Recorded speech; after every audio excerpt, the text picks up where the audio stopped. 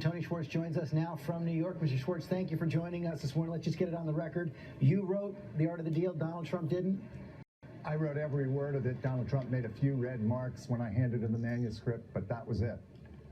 I got to ask you about this sentence you said. I genuinely believe that if Trump wins and gets the nuclear codes, there's an excellent possibility it will lead to the end of civilization.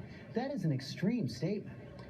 You know, it's a terrifying thing. I haven't slept a night through since Donald Trump announced for president because I believe he is so insecure, so easily provoked, and not particularly nearly as smart as people might imagine he is. And in the face of somebody like Putin, provoking him cleverly, because Putin's a heck of a lot smarter than Donald Trump, I do worry that with the nuclear codes, he would end civilization as we know it. Give us one concrete example of why it would lead you to that kind of anxiety from your 18 months with him.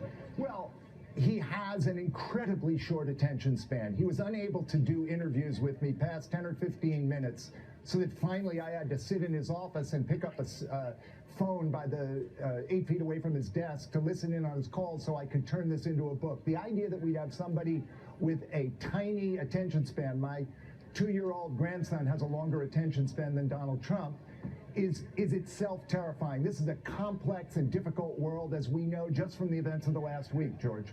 I know that Donald Trump called you after you read this article, said you were disloyal, hung up, and said, have a nice life. But let's talk about some of the points that he and his supporters will make. Number one, you kept your silence for an awful long time, for years.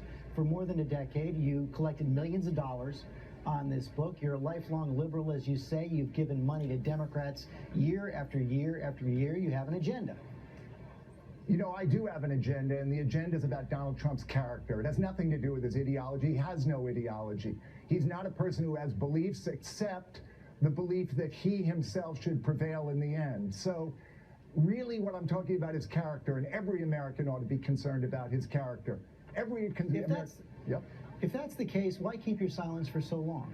Because we had a successful experience together. I never in a million years thought he would run for president. Had I thought that 30 years ago, I wouldn't have written the book. But for 29 years, I didn't think he would, and it didn't seem like it was important to speak out.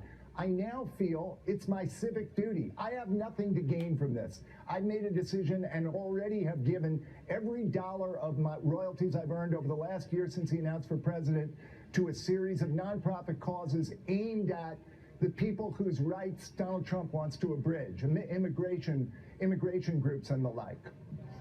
You said in the past that nothing you wrote in The Art of the Deal was on its face false. Do you stand by that? You know, no, I suspect there are quite a number of things that were false. I mean, right in the middle of while I was writing this book, he was telling me about these great stories about his 3 casinos and how successful they were, while at the very same time, all 3 of them were going bankrupt. So no, it's full of falsehoods. You regret writing the book?